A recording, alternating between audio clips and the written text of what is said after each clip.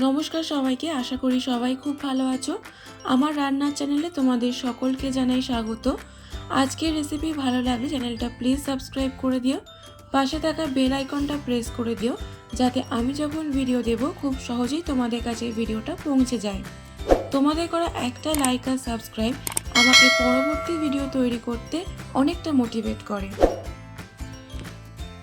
আজ আমি তোমাদের সাথে শেয়ার করব একদম ঘরোয়া, সুস্বাদু আর প্রোটিনে ভরপুর একটা রেসিপি, সোয়াবিন দিয়ে মুগের ডাল।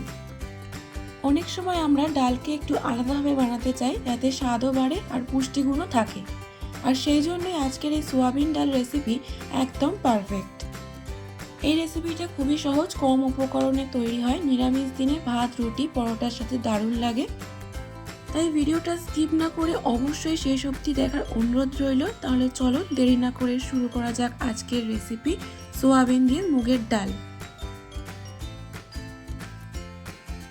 সোয়াবিন দিয়ে মুগের ডাল বানানোর জন্য আমি এখানে 250 গ্রাম মুগ ডাল ও 150 গ্রাম সোয়াবিন নিয়েছি। প্রথমে একটি পাত্রে সোয়াবিনগুলো গরম জলে 10 থেকে 15 মিনিট ভিজিয়ে রাখতে হবে, যাতে সোয়াবিনগুলো নরম হয়ে যায়। মুগ ডাল 2 থেকে 3 বার জল পাল্টে পাল্টে ভালো করে ধুয়ে একটি পাত্রে রেখেছি। ডাল ধোয়া হয়ে গেলে কড়াইতে পরিমাণ মতো জল দিয়ে দেব।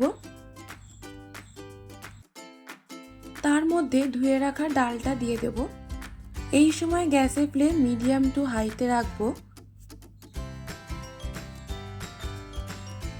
ডালের মধ্যে এই রকম ফেনা তৈরি হলে সেটাকে তুলে ফেলে দিতে হবে।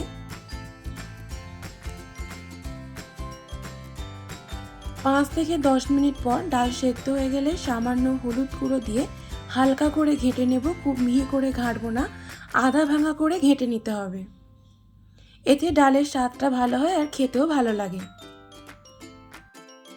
তারপর পরিমাণ মতো জল দিয়ে ডালটা ভালো করে মিশিয়ে নিয়ে একটি পাত্রে ঢেলে নেব।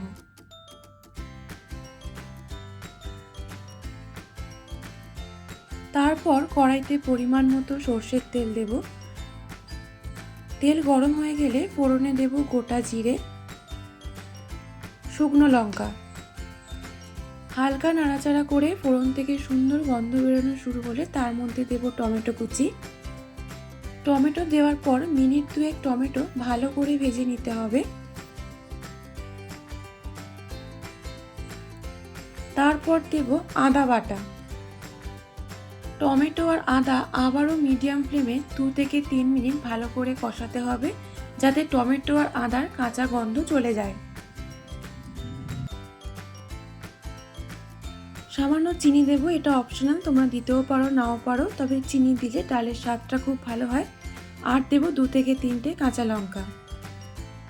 মিডিয়াম ফ্লেমে 5 থেকে 7 মিনিট মশলা ভালো করে কষিয়ে নিতে হবে। তারপর এর মধ্যে দিয়ে দেব ভিজিয়ে রাখা সয়াবিন।